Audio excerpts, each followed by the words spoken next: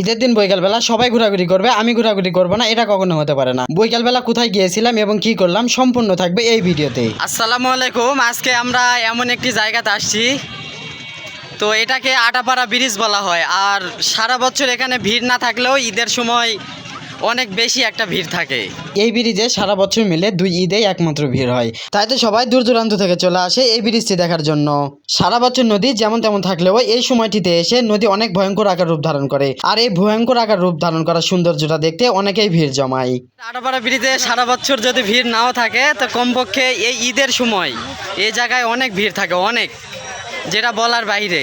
ওখানে যাওয়ার পরে সব থেকে বেশি যে জিনিসটা আমার কাছে ভালো লেগেছে বলে বোঝানো যাবে না ভাই, সেটি হচ্ছে এই সূর্য অস্ত যাওয়ার এই ভিউটা আসলে অসাধারণ, অসাধারণ বলে বোঝানো যাবে না। নদীর মধ্যে পানি না থাকলেও এই একটা সময় আছে যে সময়টার মধ্যে নদী আসলে অনেক ভয়ঙ্কর আকার রূপ ধারণ করে। তো যেরকম ভয়ঙ্কর আকার রূপ ধারণ করে ওই রকম দেখতেও আসলে অনেক সুন্দর দেখায়। ভিডিও করার সময় হঠাৎ লক্ষ্য করি একজন ভাই আমাকে হাত নাড়িয়ে শুভেচ্ছা জানাচ্ছে। ভাইয়াকে অসংখ্য ধন্যবাদ এবং ভালোবাসা জানাই। আপনাদের এই ছোট ছোট ভালোবাসাগুলোর জন্য আমি সামনে এগিয়ে যাচ্ছি। আপনারা সবসময় আমাকে এভাবে ভালোবাসা এবং সাপোর্ট দিয়ে পাশে রাখবেন। তো সারা বছর যেমন তেমন থাকলেও এই একটা ঈদের সময় আছে যে সময়টা আসলে অনেক সুন্দর। আপনারা যদি না আসেন তাহলে আপনাদেরকে বোঝানো যাবে না যে এই ফাঁকা একটা জায়গার মধ্যে এত মানুষ কি করে।